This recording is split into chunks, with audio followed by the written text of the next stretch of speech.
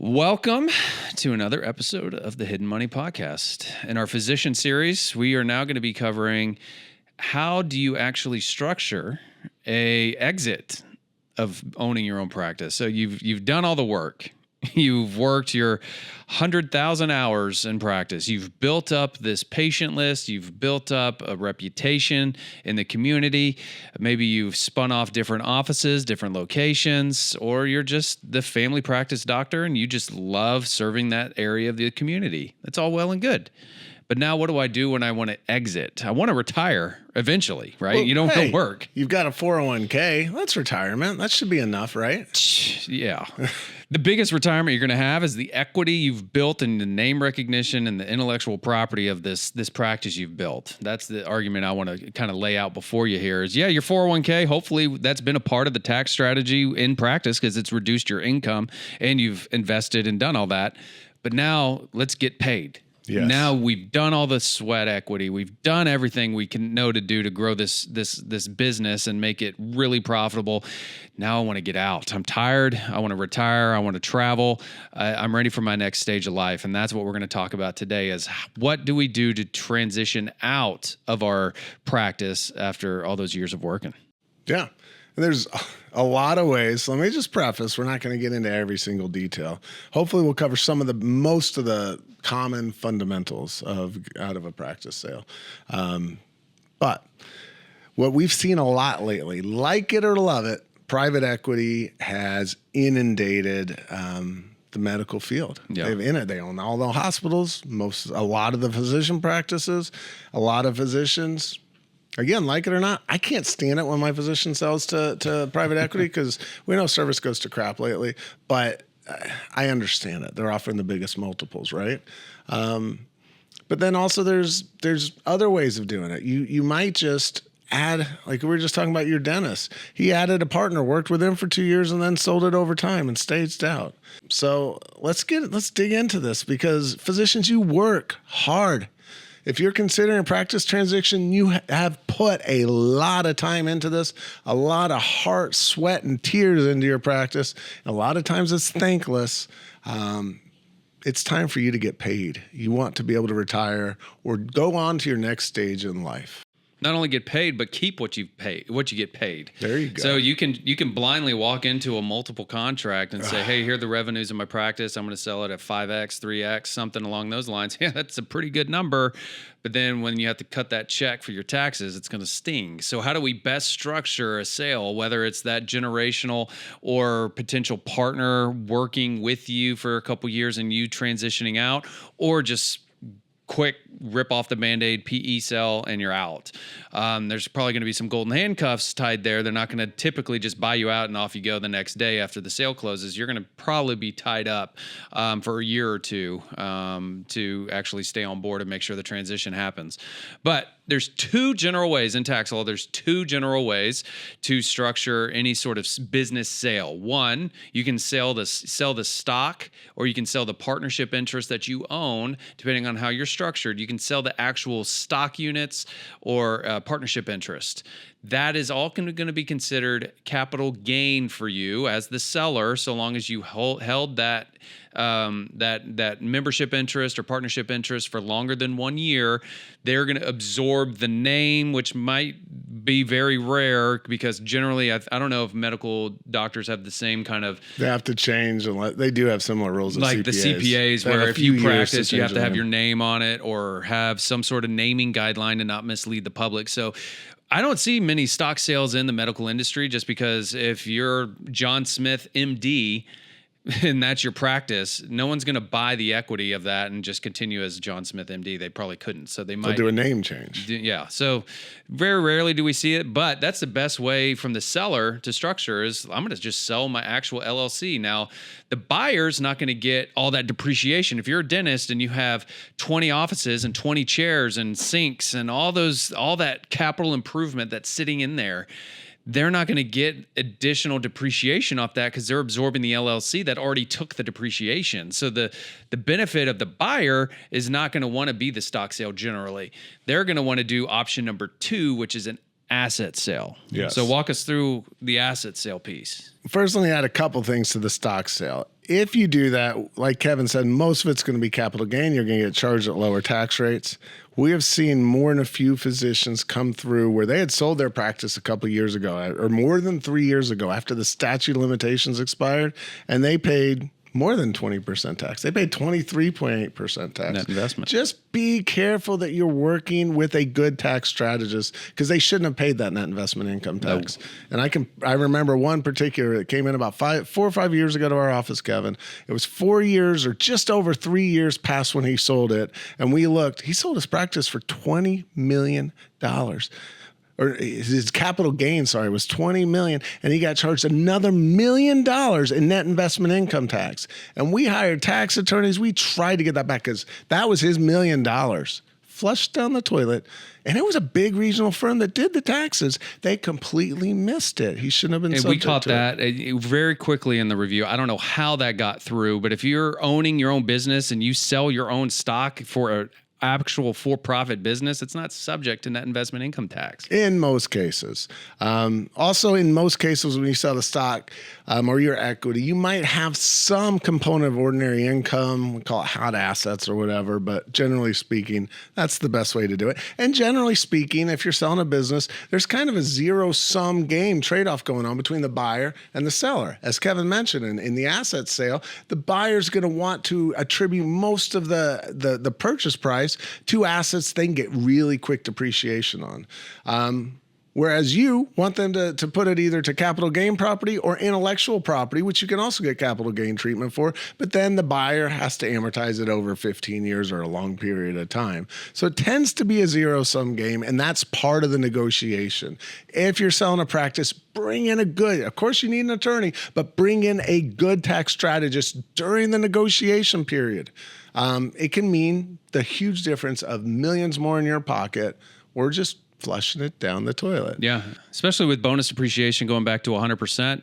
If you're selling, that buyer is going to be like a dog with a bone. He's going to be wanting that allocation of your purchase price to go to the equipment. So kind of to help you understand what an asset allocation would be, let's say you sell your practice for the multiples $10 million. They didn't want to buy the stock for $10 million and said, they're like, I'm going to buy the assets of the company and I'm going to take those assets and put it into my own LLC. Well, when they do that, you have to put a valuation on that 10 million, because what is that 10 million buying? You have a patient list. That's intangible.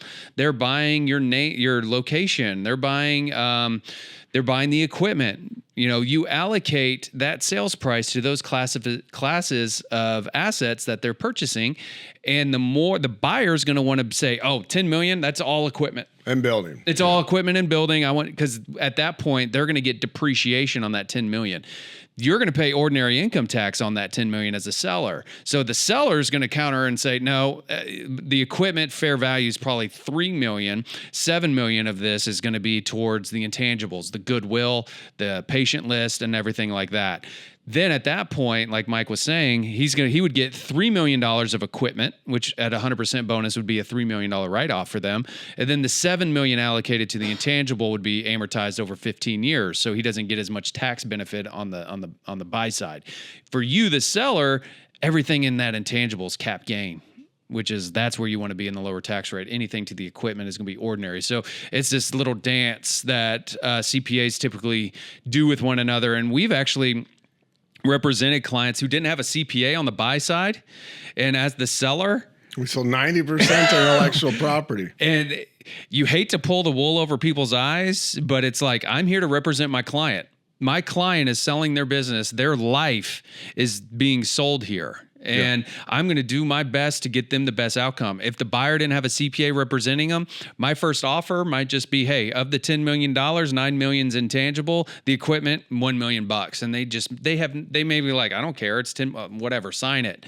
Then when it comes to tax time, we're getting all that as cap gain and they're amortizing, not getting any big tax benefit on the front end. Yeah. So make sure you have a CPA representing you, whether you're buying a practice, transitioning into one, or you're selling. Man, we can save you a ton. Now, usually when you're selling to private equity, they have bought a lot of practices and they will say, we're not negotiating on the terms. guess what? If they really want your practice, they will negotiate on the terms. And we've said this before, and we're going to say it again in this series. Don't accept no for an answer immediately, especially in this negotiation. We've seen times where with a private equity, I'm thinking of one specific case 2 or 3 years ago, our client was selling to private equity. The private equity said, no, we're not going to negotiate. They really wanted his practice, and he was able to get them to reconsider negotiating. And they did. And we were negotiating. They had these high-priced attorneys. I love it sometimes when we're in these negotiations and they just have a business attorney and not a tax attorney or a tax strategist, because the business attorneys don't understand the tax law. Think about that as well. Make sure you have a good team. Kevin has said over and over again, and I agree completely, when you are in a big windfall event like this might be the biggest amount of money you'll ever see in your lifetime. That is the most important time to protect your future financial freedom. Get a good team around you. Get a good attorney who knows how to negotiate and push back on other attorneys. Get a good tax strategist. In a lot of cases, have a financial advisor involved too, because what are you going to do after you sell the practice? You need to know and plan it out. But yeah, so in that negotiation, it turned out once we started talking with a private equity company, they were willing to assign more to IP, but not as much as we wanted. We ran some scenarios for that guy, and it turned out he could offer to sell the practice. It was about a 3 or 4% lower sales price, allocate a bunch more to the IP. And we did that. And even though he sold a little less on the sales price, he got to take home a heck of a lot more after-tax cash than it would have been under the original offer and the sales agreement they were pushing on him. Also, I mean, there are private equity companies that aren't willing to negotiate. So sometimes, maybe not the first time or second time or even third or fourth, at fifth time, you might need to accept no as an answer, depending on what your situation is. I'd always say when you're selling your practice, plan for it ahead of time. When you're selling any kind of business, you want to season your financials for minimum of 3 years to get you the highest buyout multiple. Something seriously to consider. You can work with a good CPA on that. You can work with a good business broker on that. Hopefully you are working with someone who's going to ultimately represent you when you are selling that practice. Sorry, I got excited about remembering that IP thing with the private equity. What was the question, Kevin? No, that's super creative. I didn't even think I asked you a question. Oh. So, yeah, you're fine. Well, because sometimes you talk too much, and I want to talk some too on this show, you know? Yeah. Okay. Right. Well, I do what I can, you know. Right. But yeah, so transitioning, you know, I kind of want to get into a little bit, if you've never been involved in a sale, the tax strategy is one thing, but also the actual implementation after the docs have been signed, after the dust has settled, you got your first payment, maybe it's paid in installments or something, or it's going to vest over a certain time. Just be wary that it's going to be hard because you are going to almost be an employee of a business you ran. You have sold your baby and someone else is coming in to raise it. And you have to accept that you have turned the keys over, and it's going to be frustrating at times. It's going to challenge you. Going from a business owner or practice owner and then going to an employee role where private equity is kind of maybe changing some branding, changing some employees. Your favorite firing your best employee, your favorite employee could be terminated. I would fight tooth and nail to put it in my agreements that here are my good employees. You're going to treat them well, at least a minimum of X number of years. And if you let them go between now and that time frame, that they're going to get some sort of nice severance. And I'm talking like nice severance that you are going to pay to get rid of my good people that have been loyal to me, because without your people, you're not going to get to where you were. Without those nurses, without those dental hygienists, without your good people that show up and do the work every day, your business has zero value. It's because of those people your business has value. Treat them well, fight for them, and make sure you can put something in those agreements that protects them too. Yeah, I mean, this is an important concept to consider. Once that contract is signed, It's baked. The cake is baked and you're going to live by it. And if you didn't spend a lot of time really understanding the details in it, you can be hurt. In a lot of cases, the sales of practice involve, as Kevin mentioned, golden handcuffs. They might have these earnouts. Well, as long as the practice doesn't go down in value, you'll get paid these amounts over the next 30 months or whatever.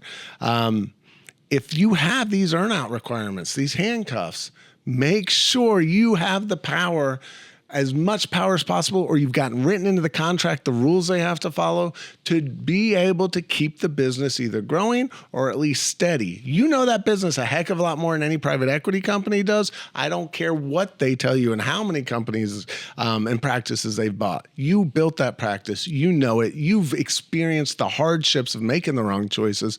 Don't let them do that if your earnout is based on the performance going forward. Just be careful with that. Get it written in the agreement. If it's not written in the agreement, man, I can't tell you how many times I have seen, not just in physician practice sales, but any business sale where a buyer, especially PE, they come in, they promise the moon.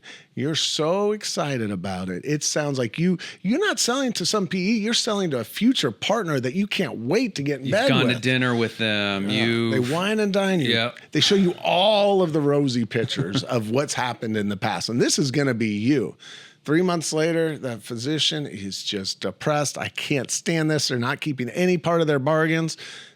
And it wasn't in the contract is why. Not all private equity is created equal. There are some, I'd say few, but there are some out there that will work as partners. They understand you know what you're doing with that business. They just know how to scale it maybe, or they got the capital. They want to make the profits. Just be very careful. Consider all those things, especially if you were stuck in that practice. Now, there are some buyouts where you're done. They buy, you walk away, and you are completely done with that. But usually in those buyouts, you don't get as much as you would with an earnout. So just be very careful. The devil's always in the details. And if it's not in the signed contract, don't trust them. Hopefully they'll be trustable, but don't put yourself in the position of those people that I have seen and those clients that it hurts them and they lose a lot of money, especially on those earnout deals.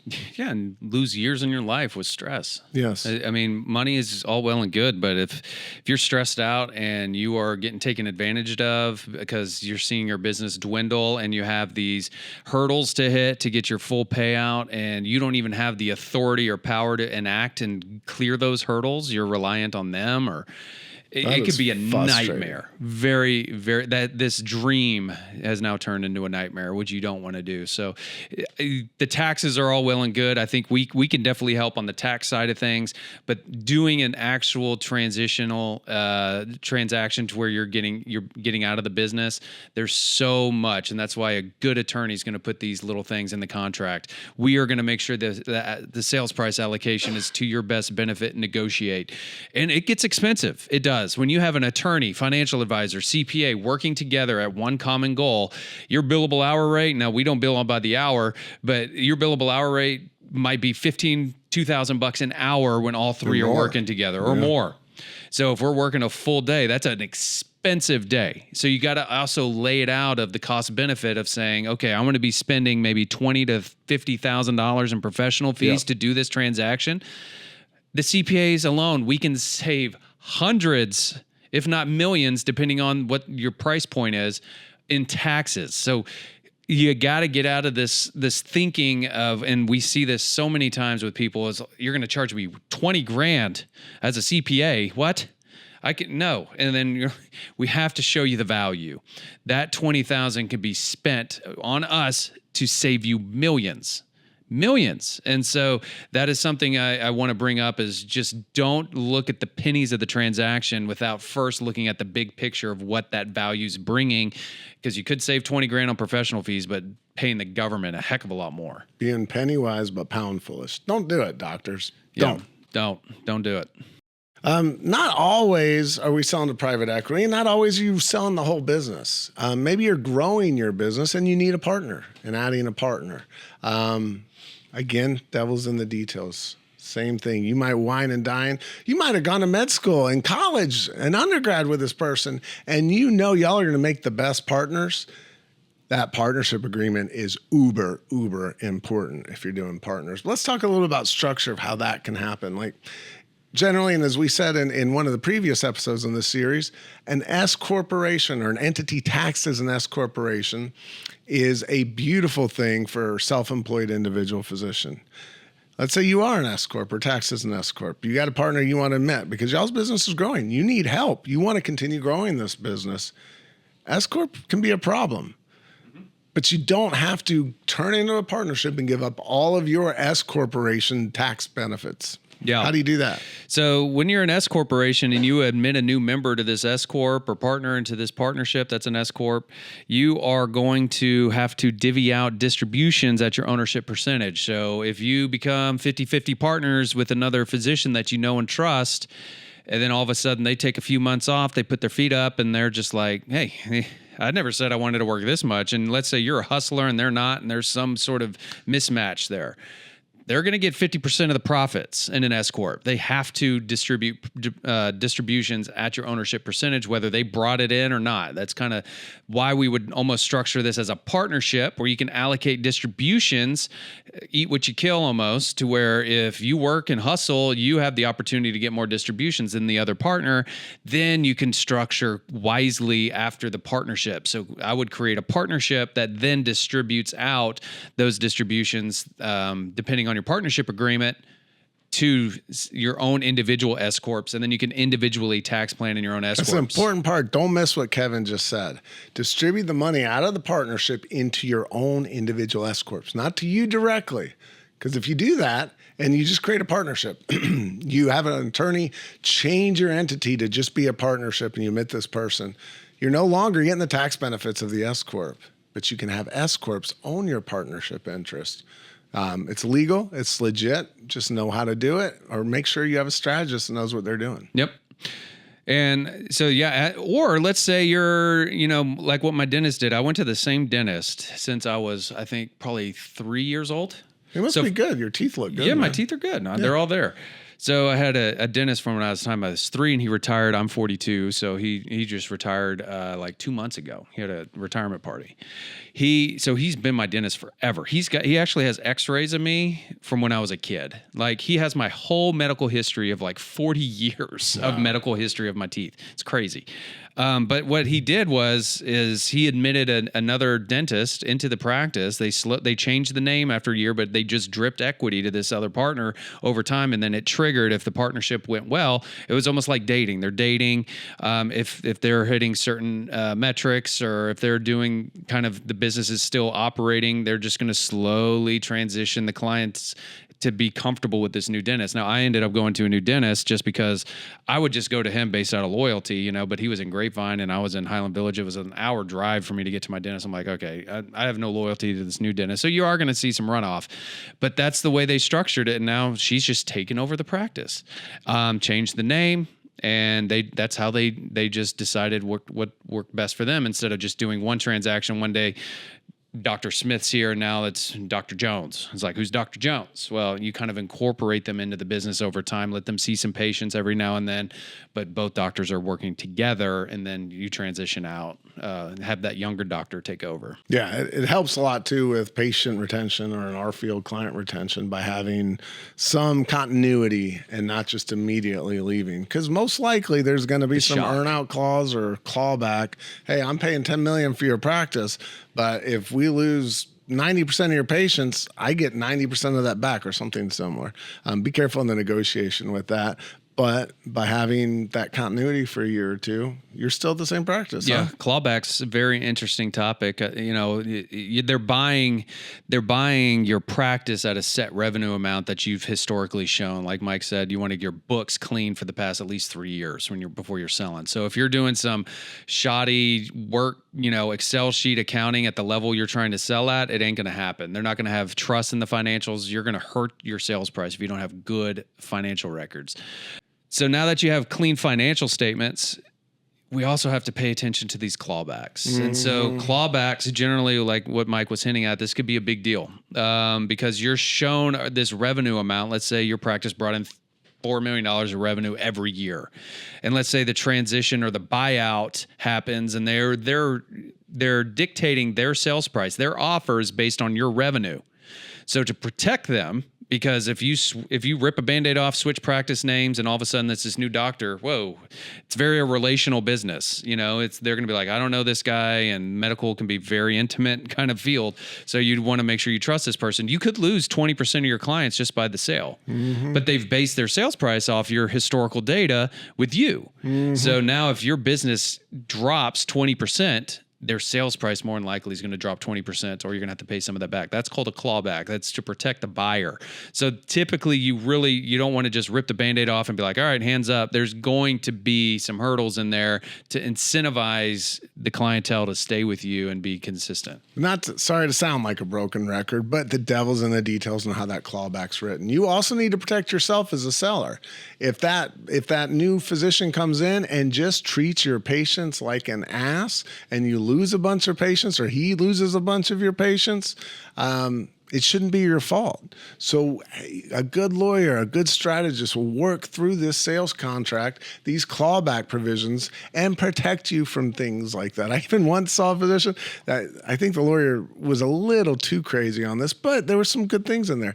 They said as long as the clawback worked, as long as the patient evaluations, or the quality service surveys they had to continue sending those, and as long as it didn't go down by more than 0.1 or something. So just be careful, pay attention to the details.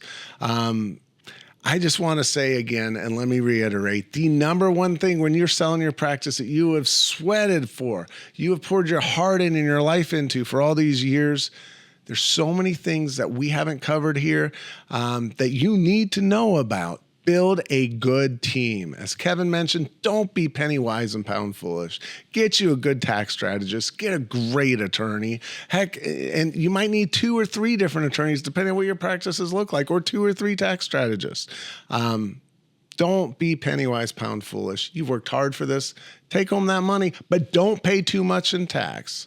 Thank you. Please like or subscribe our podcast, and we will continue coming out. We'll probably add on to this physician series here in the near future.